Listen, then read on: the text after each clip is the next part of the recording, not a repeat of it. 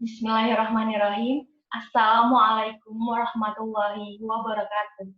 Salam sejahtera bagi kita semuanya. Terima kasih atas waktu dan tempat yang telah diberikan. Pertama-tama, marilah kita panjatkan puji syukur kepada Tuhan Yang Maha Esa, yang telah melimpahkan rahmat-Nya, serta memberikan kita kesehatan hingga saat ini. Yang saya hormati, seluruh negara anggota ASEAN dan hadirin sekalian. Perkenalkan, nama saya Aski Salsabila dari Fakultas Kesehatan Masyarakat Universitas Jember Angkatan 2017. Kerusakan lingkungan hidup akibat pemanasan global menjadi fenomena di berbagai tempat dan berdampak serius terhadap kesejahteraan masyarakat. Perubahan iklim dan pemanasan global merupakan tantangan global karena menyangkut eksistensi negara, terutama negara-negara kepulauan. Kebakaran hutan, dan pencemaran kabut asap lintas batas telah mengganggu stabilitas ekonomi dan keamanan, bahkan merenggut korban jiwa. Banjir dan pencemaran sungai menjadi bencana rutin di berbagai wilayah negara. Berbagai kerjasama multilateral dan bilateral dibentuk sebagai sarana dan prasarana untuk menghadapi masalah-masalah lingkungan lokal, nasional, regional, dan global. Salah satu kesepakatan global yang bersejarah adalah Agenda 21 yang dilahirkan di United Nations Conference on Human and Development di Rio de Janeiro, Brasil, atau Konferensi Rio 1992. Dalam kesepakatan tersebut, negara berkembang dan negara maju bersama-sama menanggulangi berbagai ancaman lingkungan global. Tindak lanjut dari Konferensi Rio adalah United Nations Framework Convention on Climate Change atau UNFCCC yang masih bergulir sampai saat ini. Salah satu isu penting di bidang lingkungan hidup adalah upaya untuk mengatasi dampak dari perubahan iklim. Sebelumnya, Bapak Presiden Republik Indonesia Joko Widodo, menurut CHAN tahun 2018, telah memberikan instruksi yang tegas dan jelas terkait mitigasi perubahan iklim di pertemuan ke-21 Conference of Parties to the United Nations Framework Convention on Climate Change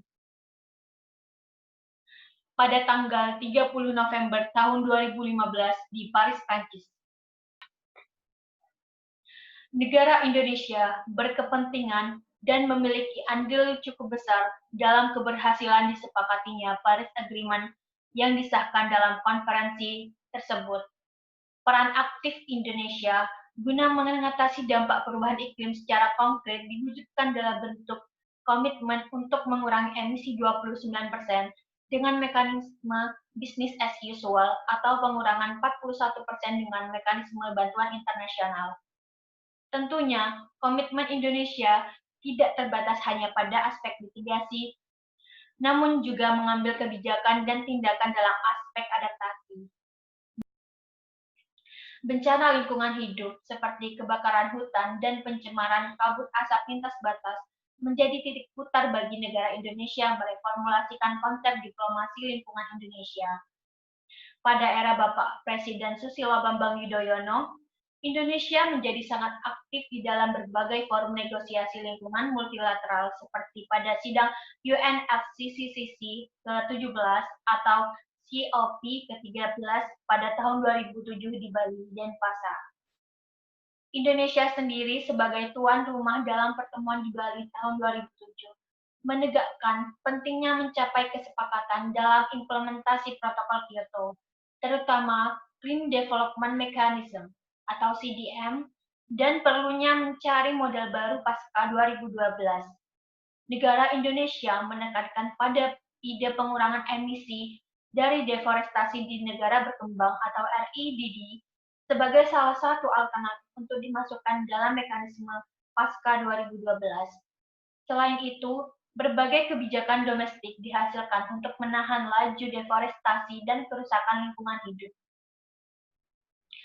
Komitmen tersebut perlu didukung melalui upaya implementasi di tingkat nasional oleh semua pemangku kepentingan yang secara sinergis diperkuat oleh langkah-langkah diplomasi aktif di semua tingkatan, baik bilateral, regional, maupun global. Negara Indonesia perlu terus mengambil peran yang lebih besar di berbagai forum dan pertemuan internasional guna mengamankan kepentingan nasional di bidang perlindungan lingkungan hidup yang harus berjalan seimbang dengan kepentingan ekonomi dan sosial. Sekian yang dapat saya sampaikan. Terima kasih atas perhatiannya. Wassalamualaikum warahmatullahi wabarakatuh.